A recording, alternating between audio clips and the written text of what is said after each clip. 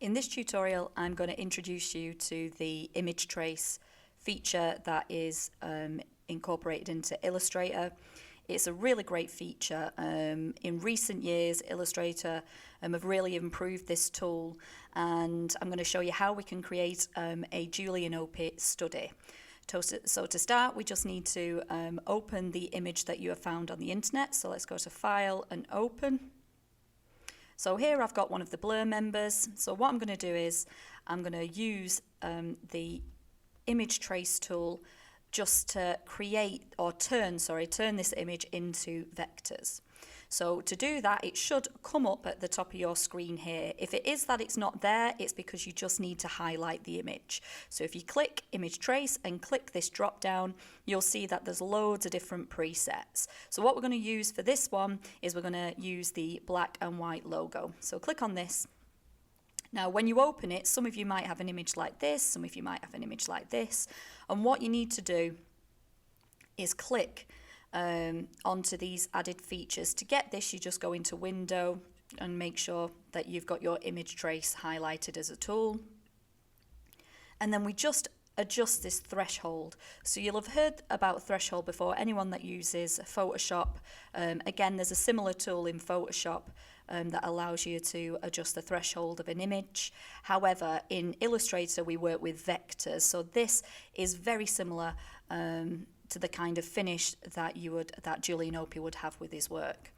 So just adjusting the threshold, what you want to do is make sure that you've got enough detail in this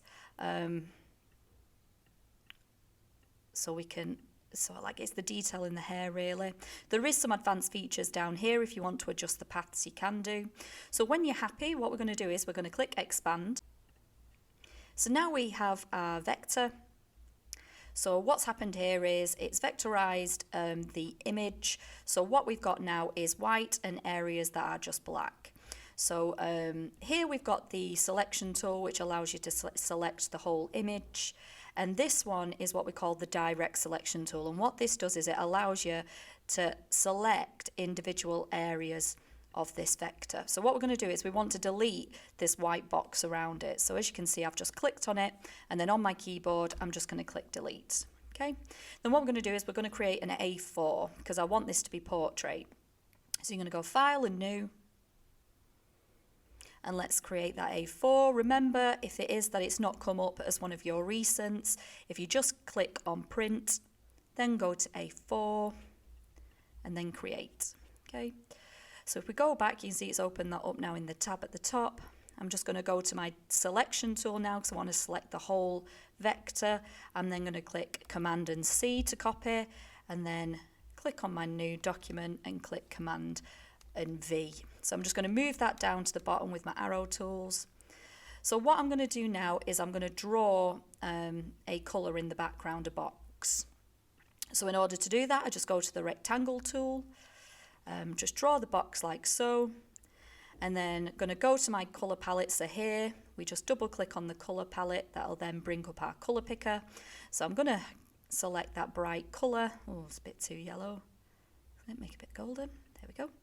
So you can see at the minute this box is at the front of our image. So what we need to do is we need to send that box to the back. So to do that, we just go to Object, Arrange, and send that to the back. There we go.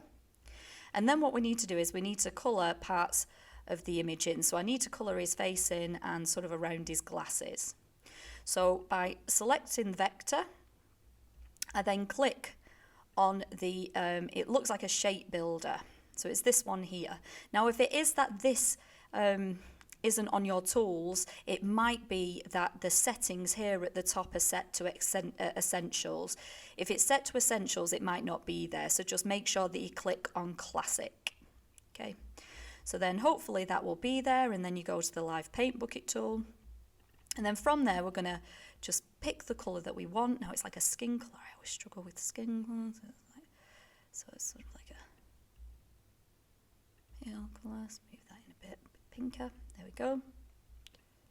And then all you do is drop that into your image. Now his neck would be slightly darker because it'd have a bit of a shadow on it. So we're just going to move that down. There we go. Put that there.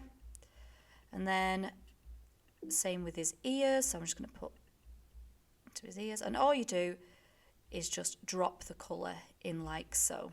So where his glasses are, again, you'll probably be slightly darker. Just drop that in. There we go. And then when you're happy, we'll just click on the direct selection tool. So there we go. There is our study. So you can see how really easy it is to use image trace.